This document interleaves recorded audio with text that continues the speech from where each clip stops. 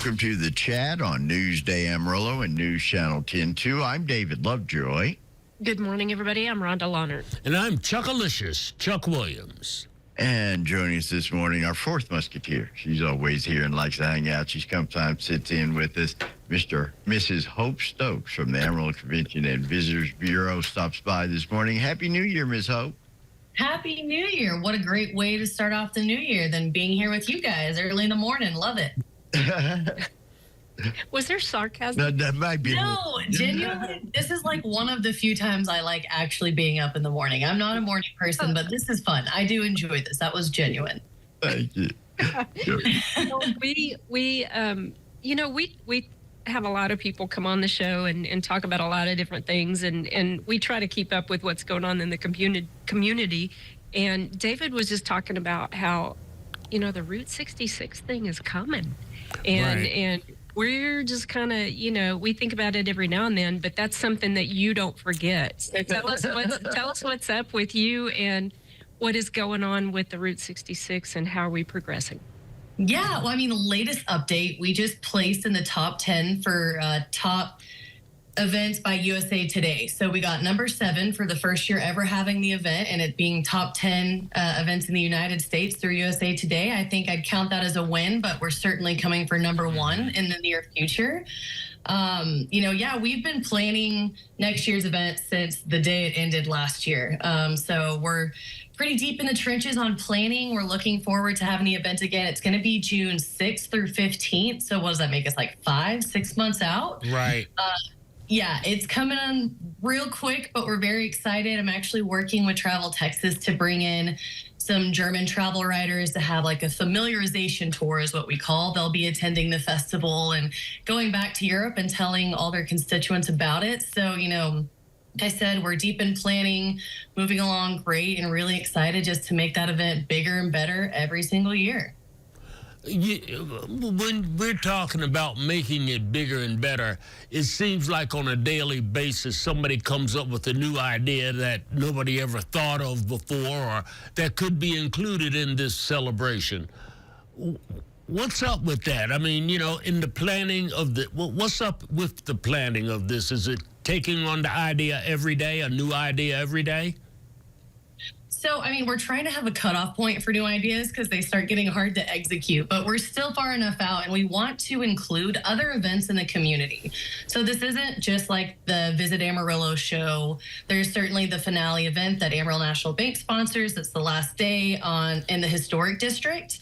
I think that's what everyone really thinks of. But the 10 days leading up, we have events kind of planned throughout that time. And we really want to involve not just Amarillo, but the entire community along Route 66 in Texas. So if somebody has a big idea for a Route 66 themed event that will happen between the 6th and the 15th, they can certainly give our office a call and we would love to help market that. While we won't help with like coordination exactly, we'll make sure that the word gets out and people want to stop by and check it out. So I think that could be a big part of the festival where new ideas are welcome. There will be a cutoff date. We don't have that officially set yet, but in the next 2 months, you have to have your event completely set. Hope, I want to talk some numbers with you. We sometimes hear the argument that some people say no to tourism. They don't want more people coming here. Mm-hmm. It's counterproductive in my eyesight. But the hard facts of it is a vital, important part of our economy. You had a spending breakdown. Now, this is a year after the pandemic, 2022. So people are just starting to get out and move around.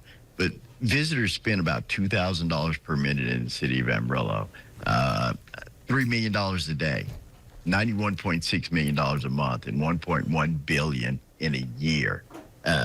These are the cold hard facts. This is really tourism and conventions and the whole idea of coming to Amarillo has become a vital part of our economy, hasn't it? Yeah, absolutely. I'm so glad you found those numbers. That's the 2022 numbers. And I think that those numbers do a great job of really putting into perspective the true impact of tourism. When we talk these really big numbers like $1.1 billion a year, that doesn't seem as impactful as $2,000 a minute. Right. that tourism is bringing into the economy. So it certainly does have a huge impact here, and it helps keep the cost of living lower for the community. So think of things like Hodgetown. That's completely funded by tourism tax, hotel occupancy tax.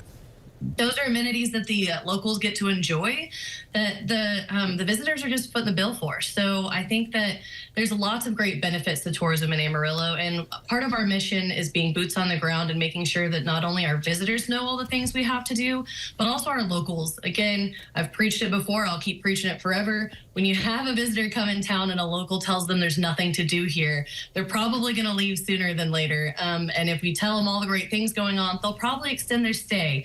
That one extra night is a massive impact on our economy. So that's a huge part of why, we want locals to know what there is to do here, along with quality of life. We want people to just enjoy the city as much as we do. I think you hit that right on the head when you said quality of life issues. Tourism does play a major part in getting those quality of life issues. Can you give me several examples of quality of life issues that tourism funds? So again, sports and recreation tourism is heavily involved in that. Our office isn't just responsible for bringing in leisure tourism. It also brings in like sports, conventions, other groups, group tours, Right. things like that. But again, there are strict regulations on how you can use hot tax. But basically, as long as whatever you're spending it on will improve tourism in your area, in your city, that's like the really loose, vague guideline that gets a lot more strict than that. But again, like Hodgetown's a great example. We can put money into different facilities depending on which ones. Beautification, we've done some murals, things like that. Again, all of those tie into quality of life and just having things to do in Amarillo is huge. I mean, without visitors, a lot of things in Amarillo that locals love to do wouldn't stay open. They need that visitor impact to make sure that they can keep their doors open. So visitors also support local businesses. Now, really quick in the same turn, we're fully aware of what's called sustainable tourism. That's making sure that you don't get over tourism. But that's not something that we're seeing in the very near future, but it's something we keep an eye on because there can become a point where visitors are kind of stomping all over your, city and taking over. So we're being very conscious of that and making sure that we're getting a quality visitor and not just telling everybody in the planet they have to come here. That's kind of like a really interesting part of tourism that you don't want way too much. You want just enough and the right kind of people that will spend enough money. So we're really conscious of that in all of our efforts and everything we do. That is one of the best event calendars in the business is the Amarillo Convention Visitors Bureau calendar. You can even submit if you have an event coming up, an event for that calendar. But if you go to their website, visit Amarillo.com, click on the events tab, and it just breaks down everything from the Amarillo Symphony to our good friend Jody Holland has an event coming up. You got some rodeo action. Of course, Wranglers hockey. The football team, the Venom, will be kicking off here shortly again. So that's some more things you can do.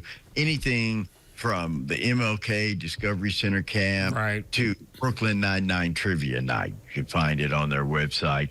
Go to visitamarillo.com/events. Miss Hope, good to see you and can't wait to talk to you again. Hey, always a pleasure. Thanks so much for having me. Looking forward to seeing you next month. All right, be careful now. We'll take a quick break. We're back with more chat right here on Newsday Amarillo and News Channel 10-2.